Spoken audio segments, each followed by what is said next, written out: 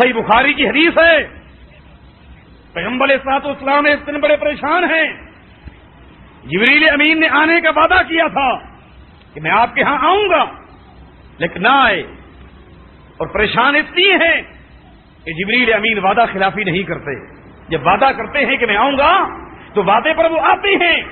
آج کیا ہو گیا کہ جبریل امین نہ آئے؟ بڑی دیر کے بعد جب جبریل امین کو پیغمبر علیہ الصلوۃ والسلام نے اپنے دروازے پر پایا کہ باہر کھڑے ہوئے ہیں، فرمایا جبریل کیا بات ہے، آپ کیوں نہیں ہیں؟ فرمایا انا لا ندخل بیتا فیہ کلب ولا صورۃ، اے محمد صلی اللہ علیہ وسلم، ہم اس گھر میں داخل نہیں ہوتے جس گھر میں کتا ہوتا ہے یا جس گھر میں تصویر ہوتی ہے، ہم اس گھر میں نہیں جاتے۔ میں وعدے کے مطابق آ گیا تھا، مگر آپ کے گھر کے اندر کتے کا کتورا موجود ہے، میں آپ کے گھر میں داخل نہیں ہوا۔ پیغمبر علیہ الصلوۃ والسلام جھانکتے ہیں تو گھر کے ایک کونے کے اندر کتورا پڑا ہوا تھا، آپ نے اس کو بھگایا، جبریل امین اندر آ گئے۔ اس گھر میں جبریل امین نہیں جاتے، اس گھر میں رحمت کے فرشتے نہیں جاتے۔ کون گھر؟ جس گھر میں کتا ہو یا جس گھر میں تصویر ہو، جس گھر میں فوٹو ہو، تصویریں ہوں، اس کی عزت ہو، اس کو آویزہ کیا ہوا ہے، اس کا احترام ہے، اس کی توقیر ہے، اس گھر کے اندر رحمت کے فرشتے داخل نہیں ہوتے۔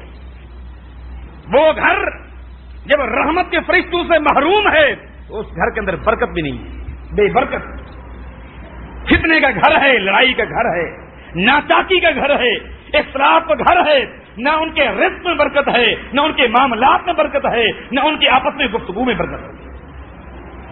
ناراضگی، اختلاف، جھگڑا، بے سکونی، پریشانی، کیوں؟ اس لیے کہ وہ گھر رحمت کے فرشتوں سے محروم ہے، اس میں برکت کیسے داخل ہو؟ اس گھر میں صرف وہ فرشتے ہیں جو انسان کے گناہ لکھتے ہیں، اچھائیاں لکھتے ہیں۔ یہ رحمت کے مخصوص فرشتے جو جاتے ہیں اور دعائیں کرتے ہیں اور اللہ ان کی دعاؤں کو قبول کرتا ہے، وہ گھر اللہ کی برکتوں سے نوازے جاتے ہیں۔ وہ گھر محروم ہیں جن گھروں میں کتے ہیں یا جن گھروں میں تصویریں ہیں۔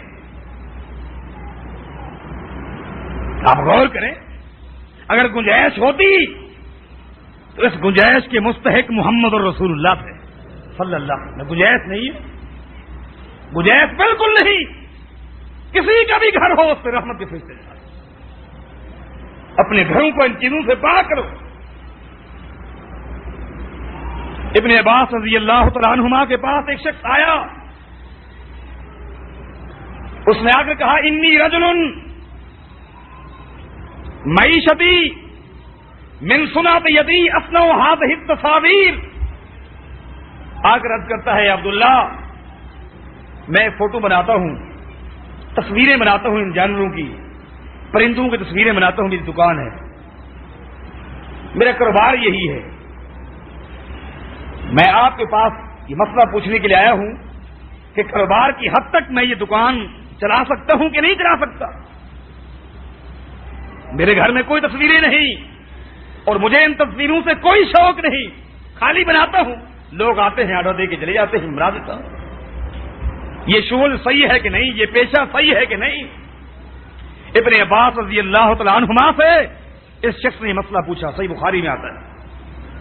عبداللہ بن عباس رضی اللہ تعالیٰ عنہ فرماتے ہیں لا احدثک الا ما سمعت رسول اللہ صلی اللہ علیہ وسلم یقول، اس مسئلے میں میں آپ کو وہ بات بتاتا ہوں جو بات میں نے اپنے کانوں سے محمد رسول اللہ سنی ہے صلی اللہ علیہ وسلم، میں اور کچھ بھی نہیں جانتا۔ پیغمبر اسلام نے فرمایا تھا کل مصور فی النار، قیامت کے دن تصویر بنانے والا، فوٹو بنانے والا، شکلیں بنانے والا جب اللہ کے سامنے پیش ہوگا اس کا کوئی حساب نہیں ہوگا، بغیر حساب کس کو جہنم میں داخل کر دے گا، کوئی حساب نہیں۔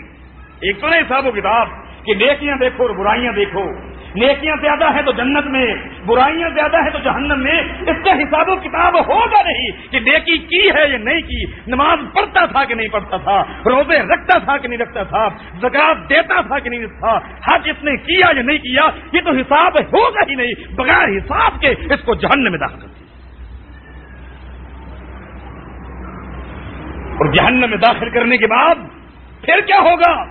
پھر پیغمبر اسلام فرماتے ہیں یجعل لہ بکل صورت صورها نفسا یعذب فی جہنم. فرمایا پھر اس نے اپنی دنیا کے اندر جتنی تصویریں بنائی تھیں، جتنے فوٹو بنائے تھے، 1000 انسانوں کی تصویریں بنائی تھی، اتنے جانوروں کی، اتنے پرندوں کی تعداد 1 لاکھ بن گئی، 2 لاکھ بن گئی. جتنی تصویریں اس نے بنائی تھی، ہر تصویر کے بدلے اللہ تعالیٰ ایک خطرناک جانور کو پیدا کرے گا اور ان تمام جانوروں کو جہنم کے اندر اس پہ چھوڑ دیا جائے گا جو ان کو سزا دیتے رہیں گے. کہ دنیا کے اندر تو تصویریں بناتا تھا، بڑے فوٹو بناتا تھا، یہ سارے کے سارے جانور جہنم کے اندر اس پر مسلط کر دیے جائیں گے. اور کیا تک، چونکہ جہنم کی زندگی دائمی ہے، ہمیشہ کی ہے، ختم ہونے والی نہیں، جس طرح جنت کی زندگی ہمیشہ کی ہے. یہ دنیا کا معاملہ تو جو ہے 2 دن کی بات ہے، 2 مہینے کی ہے، 2 سال کی ہے، نہیں.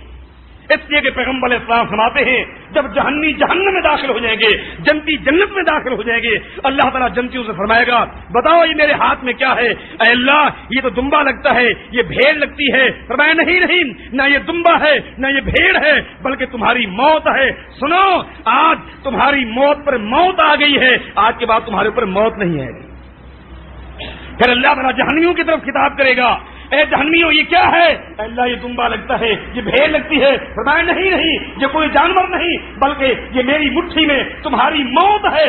آج تمہاری موت پر موت آ چکی ہے، آج کے بعد کبھی موت نہیں آئے گی. یہ موت نہیں آئے گی. یہ زندگی کتنی لمبی ہے؟ 100 سال کی نہیں، 1,00,000 سالوں کی نہیں، ختم نہ ہونے والی. جس طرح زندگی ختم نہ ہونے والی، یہ عذاب بھی ختم نہ ہونے والا ہے. کتنے بد نصیب وہ لوگ ہیں،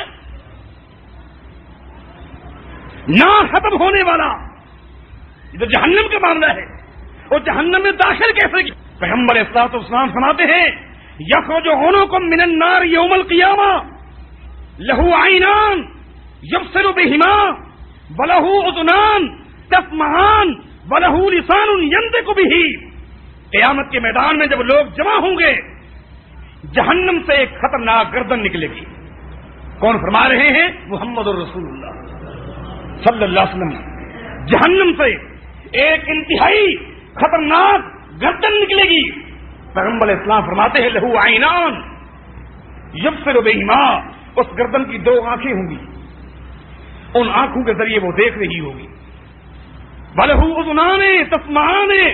اس کے 2 کان ہوں گے، ان 2 کانوں کے ذریعے وہ گردن معاشر کے میدان میں جو کچھ ہو رہا ہے وہ سن رہی ہوگی. وَلَهُ لِسَانٌ يَنطِقُ بِهِ. اس گردن کی ایک زبان بھی ہوگی، وہ گفتگو کرے گی. وہ کیا کہے گی؟ انی وکلت بثلاثۃ. مجھے اللہ نے جہنم سے نکالا اس لیے ہے کہ میں اس میدان کے اندر 3 آدمیوں کو چنوں گی، اور چننے کے بعد ان کو اپنے پیٹ میں داخل کرنے کے بعد جہنم میں چلی جاؤں گی.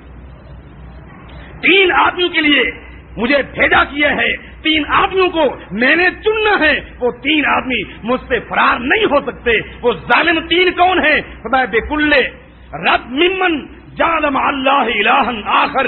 سب سے پہلا وہ شخص جس نے دنیا کے اندر اللہ کے مقابلے میں کسی اور کو معبود بنا لیا تھا. اللہ کے ہوتے ہوئے کسی اور کو مشکل کشا سمجھتا تھا. بجلی بنانے والا، دستگیر، غوث، گنج بخش، شکر بند، فلاں جس کے یہ القاب بنائے تھے، یہ سارے القاب تو اللہ کے لیے ہیں. امداد کرنے والا وہی، رزق دینے والا وہی، صحت دینے والا وہی، بگڑی بنانے والا وہی، دے تو مالک وہی، نہ دے تو مالک وہی. وہ نہ دے کوئی دے نہیں سکتا، وہ دے کوئی روک نہیں سکتا. یہ صفتیں اللہ کے علاوہ کسی اور کے اندر ہے نہیں. کون ہے جو یہ اللہ تعالیٰ کی صفات میں کسی اور کو شریک کرتا تھا؟ سب سے پہلے اس کو پکڑے گی.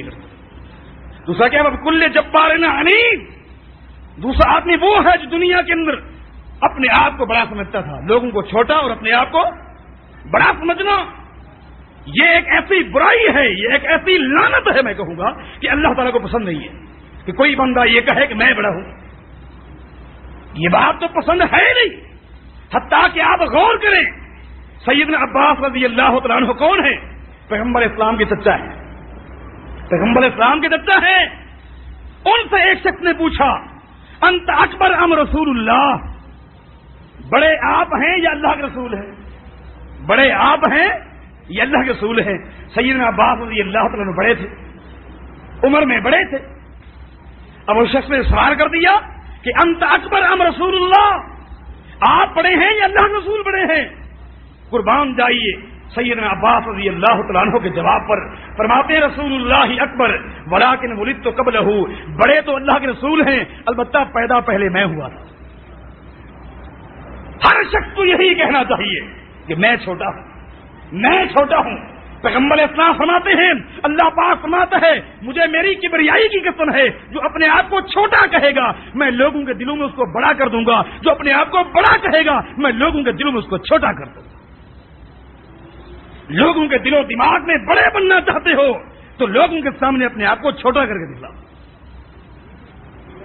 فرمایا بکل جبار عنید، یہ گردن اس دوسرے آدمی کو تلاش کرے گی جو دنیا میں اپنے آپ کو بڑا سمجھتا تھا، میں انا بنا خیری۔ اور تیسرا کیا ہے، بکل مصور، ہر وہ شخص جو دنیا کے اندر تصویریں بناتا تھا، فوٹو بناتا تھا، اس کو بھی کھینچ کر یہ گردن اپنے پاس لے لے گی۔